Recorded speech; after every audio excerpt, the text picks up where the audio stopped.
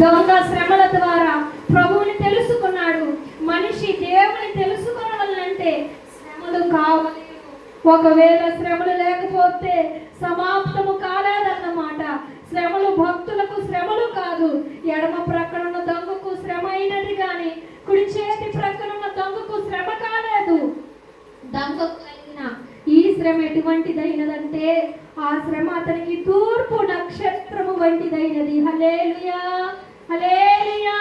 ఈ కుడి ప్రక్కనున్న దొంగకు ఆ శ్రమ ఎలాగున్నదంటే తూర్పు నక్షత్రము వంటిదైనది.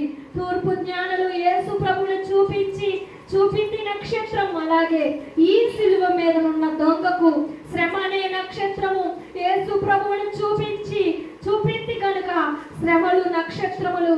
యేసు ప్రభువుకు మారు మనసు పొందిన వ్యక్తి దొరికితే బంగారము దొరికినట్లు మనకు శ్రమలు కలిగితే నక్షత్రములు కలిగినట్లంట. హల్లెలూయా, హల్లెలూయా. దేవునికే మహిమ కలుగును గాక. గనుక దొంగ మారు మనసు పొందిన దొంగ. ప్రియమైన దేవుని బిడ్డలారా, ఈ దినము దేవుని మందిరికి వచ్చిన మనకు మారు మనసు పొందామా? రక్షణ తీసుకోవడం వేరు, మారు మనసు వేరు. దైవ చిత్తానుసారమైన దుఃఖము రక్షణార్థమైన మారు మనసు కలగజేస్తుందని దేవుని వాక్యం సెలవిస్తుంది. మారు మనసు పొందిన దొంగ బోలము అనగా ఆయన పశ్చాత్తాపడుతున్నారు. సాంబ్రాణి అనగా ప్రార్థన చేస్తున్నారు. ప్రభువా, నీ రాజ్యములో వచ్చినప్పుడు నన్ను ఒక్కసారి జ్ఞాపకము చేసుకో ప్రభువా అని జ్ఞాపకము చేసుకుంటున్నాడు. సేవ చేస్తున్నారు.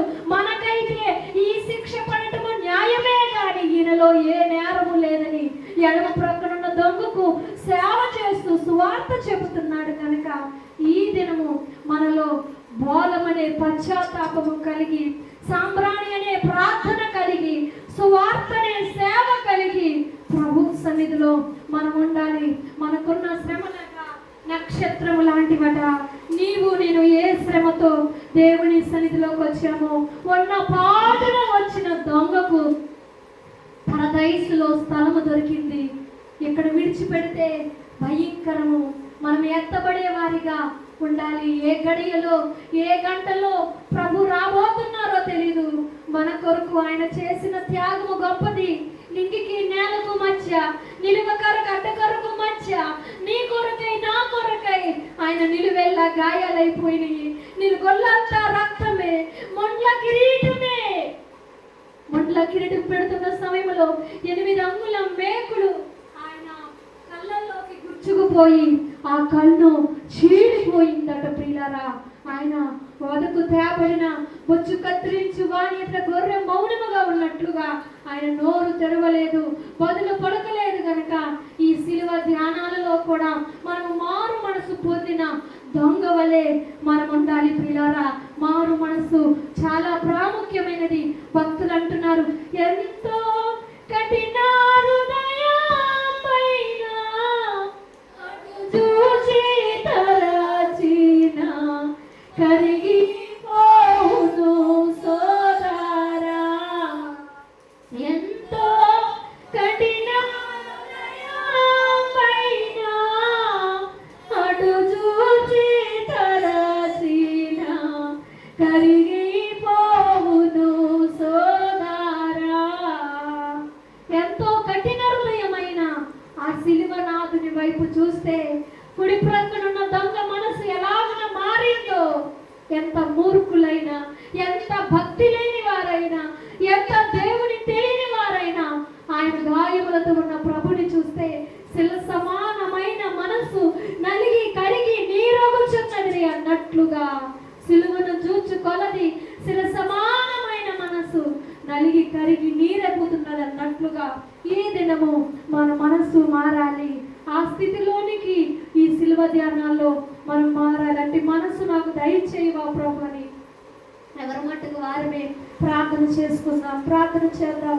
ఒక్క నిమిషం మీ హృదయాన్ని తెరిచి ఆ దొంగ ఎలాగనైతే వేడుకున్నాడో, పశ్చాత్తాపడ్డాడో, మారు మనసు పొందాడో, ప్రార్థన చేశాడో, ఈ దినం ఆయన ఎందుకు ఇంతగా మన కొరకు యజ్ఞమైవలసి వచ్చిందంటే మన పాప భారాన్ని, మన వ్యాధి భారాన్ని భారాన్ని, మన శిక్ష భారాన్ని ఆయనపై వేసుకుని నీకు నాకు రావలసిన శిక్షను మనము నరకమునకు వెళ్ళకుండా పరలోకములో తండ్రి కుడి పార్శ్వమున కూర్చుండబెట్టడానికి వాడబారని మహిమ కిరీటమును మనకివ్వడానికి ఆయన ఎంతగా తగ్గించుకున్నారంటే దేవా మీకు స్తోత్రములని ప్రభు సన్నిధిలో ప్రార్థన చేద్దాం. నోరు తెరుద్దాము, ప్రార్థన చేద్దాము. దేవా నా పాపమును క్షమించు నాయన, నా పాపమును క్షమించు నాయన.